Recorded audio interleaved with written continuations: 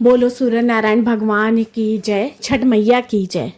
छठ पूजा को लोक आस्था का महापर्व कहा जाता है।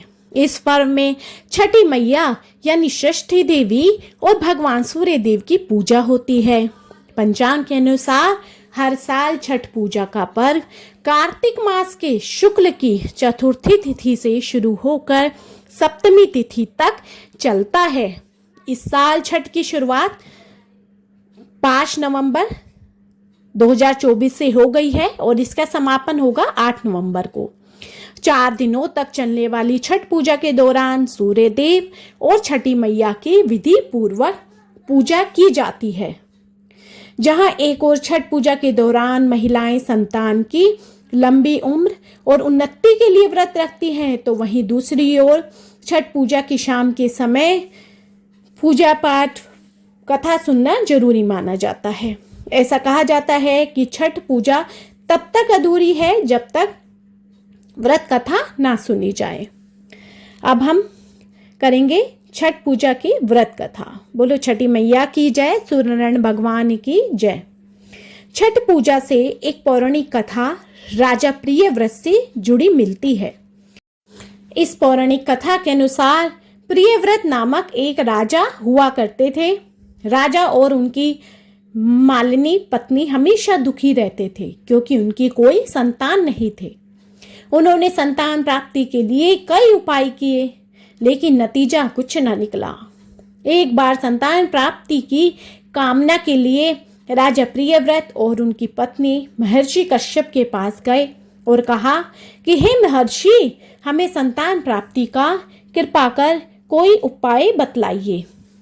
उनका दुख सुन महर्षि कश्यप ने संतान प्राप्ति के लिए राजा के यहाँ यज्ञ का आयोजन करवाया। महर्षि कश्यप ने यज्ञ आहुति के लिए बनाई गई खीर को प्रियव्रत की पत्नी मालिनी को खाने के लिए कहा। राजा ने पत्नी को वो खीर खिला दी और खीर के प्रभाव से राजा की पत्नी गर्भवती हो गई। फिर 9वें महीने बाद रानी को पुत्र हुआ, लेकिन वह भी मृत पैदा हुआ। यह देख राजा और रानी अत्यंत दुखी हुए और इसके बाद राजा प्रियव्रत अपने मृत पुत्र को लेकर शमशान गए और पुत्र वियोग में प्राण त्यागने का प्रयास करने लगे। उसी समय शमशान घाट में देवी प्रकट हुई। देवी ने राजा प्रियव्रत से कहा कि मैं ब्रह्मा की पुत्री देवसेना हूँ। सृष्टि की मूल प्रवृत्ति के छठे अंश से उत्पन्न होने के कारण मैं षष्ठी कहलाती हूँ। तुम किस लिए परेशान हो, मुझे बताओ। राजा ने सारी कहानी बताई। इसके बाद षष्ठी देवी ने राजा प्रियव्रत से कहा कि अगर तुम मेरी विधि पूर्वक पूजा करोगे और दूसरों को भी मेरी पूजा करने के लिए प्रेरित करोगे तो तुम्हें अवश्य पुत्र रत्न की प्राप्ति होगी। राजा ने देवी के कहे अनुसार कार्तिक शुक्ल की षष्ठी तिथि को व्रत रखकर देवी षष्ठी की विधि विधान से पूजा की और बाकी लोगों को भी षष्ठी देवी की पूजा करने के लिए प्रेरित किया। षष्ठी देवी की पूजा के फलस्वरूप राजा की पत्नी रानी मालिनी एक बार फिर से गर्भवती हुई और 9 महीने बाद उन्हें एक पुत्र रत्न की प्राप्ति हुई। ऐसी मान्यता है कि इसके बाद से ही कार्तिक शुक्ल की षष्ठी तिथि पर छठ पूजा और व्रत करने की शुरुआत हुई। तो बोलो छठ मैया की जय। तो हे छठ मैया, जैसे आपने उन बिन संतान माता पिता को संतान की प्राप्ति करवाई, ऐसे ही सबको संतान की प्राप्ति करवाना, संतान की लंबी आयु देना और जिससे घर में सुख समृद्धि बनी रहे, खुशियां बनी रहे।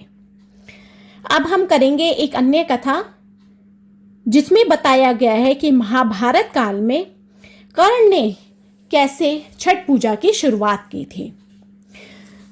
महाभारत काल में माता कुंती के पुत्र कर्ण को दानवीर माना जाता था। कर्ण को माता कुंती के साथ ही सूर्यदेव का पुत्र भी माना जाता था। कर्ण को सूर्यदेव की विशेष कृपा प्राप्त थी। कर्ण नियमित रूप से सुबह उठकर घंटों पानी में खड़े होकर सूर्य को अर्घ्य देते थे। सूर्यदेव की कृपा से कर्ण एक महान योद्धा बन गए थे। छठ पर्व की जुड़ी एक और कथा पुराणों में मिलती है। इस कथा के अनुसार महाभारत काल में जब पांडव जुए में अपना सारा राजपाट हार गए थे, तब द्रौपदी ने छठ व्रत रखा था। द्रौपदी के व्रत और पूजन से प्रसन्न होकर षष्ठी देवी ने पांडवों का उनका राजपाट वापस दिला दिया था। तो हे छठ मैया, जैसे आपने सबको खुशियां दी, सबके घर में सुख समृद्धि दी, उनकी संतान की लंबी आयु दी, ऐसे ही सबको खुशियां देना, सबकी संतान की लंबी आयु देना, घर में खूब खुशियां आए, सुख समृद्धि आए। तो बोलो छठ मैया की जय, सूर्य नारायण भगवान की जय। मार्कंडेय पुराण में इस बात का उल्लेख मिलता है कि छठी मैया प्रकृति की अधिष्ठात्री देवी है और इसके साथ ही भगवान सूर्य की बहन भी है। छठी मैया को संतान सुख, संतान की दीर्घायु और सौभाग्य प्रदान करने वाली माता माना गया है। रामायण में भी छठ पूजा का वर्णन मिलता है। दरअसल भगवान राम सूर्यवंशी कुल के राजा थे और उनके आराध्य एवं कुल देवता सूर्य देव ही थे। इस कारण से राम राज्य की स्थापना से पूर्व भगवान राम ने माता सीता के साथ कार्तिक शुक्ल षष्ठी के दिन छठ पर्व मनाते हुए भगवान सूर्य की पूजा विधि विधान से की थी। तो बोलो छठ मैया की जय, सूर्य नारायण भगवान की जय। तो फ्रेंड्स, आपको मेरी ये वीडियो पसंद आई हो, यूज़फुल लगी हो, तो मेरी वीडियो को ज़्यादा से ज़्यादा लाइक, शेयर एंड सब्सक्राइब कीजिए।